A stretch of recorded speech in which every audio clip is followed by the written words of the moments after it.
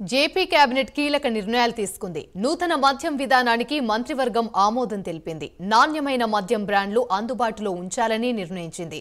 సగటు మద్యం ధర క్వార్టర్కు 99గా కేబినెట్ నిర్ణయం తీసుకుంది.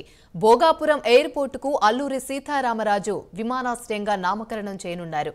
ఇక వాలంటీర్ల వ్యవస్థపై కేబినెట్ భేటీలో సుదీర్ఘ చర్చ జరిగింది. అదేవిధంగా భోగాపురం ఇంటర్నేషనల్ ఎయిర్పోర్ట్ని దాని పేరు మార్చి మహనీయుడు అల్లూరి సీతారామరాజు ఇంటర్నేషనల్ ఎయిర్పోర్ట్గా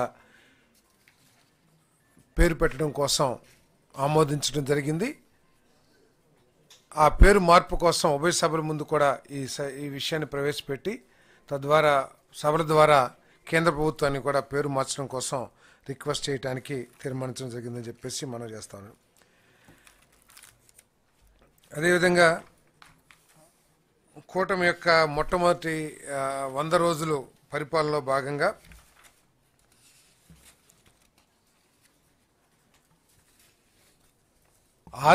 ప్రజల ఆరోగ్యానికి అత్యంత ప్రాధాన్యతనిస్తూ ST elevation myocardial infarction STEMI కార్యక్రమాన్ని ప్రారంభించడానికి మంత్రిమండలి ఆమోదించిందని చెప్పేసి మనం చేస్తాను. దీని ద్వారా ప్రాణాంతకమైన ఏదైతే ఉన్నాయో జబ్బులు ఉన్నాయో కార్డియాక్ కానివ్వండి, క్యాన్సర్ కానివ్వండి, వీటన్నిటికీ అనుమానం రాగానే వాళ్ళంతా కూడా ఇన్వెస్టిగేషన్ చేసుకోవటానికి, పరీక్షలు నిర్వహించుకోవటానికి ప్రభుత్వ హాస్పిటల్లో తగు చర్యలు తీసుకోవటం కోసం ఈ కార్యక్రమాన్ని ప్రారంభిస్తామని చెప్పేసి మనం చేస్తాను.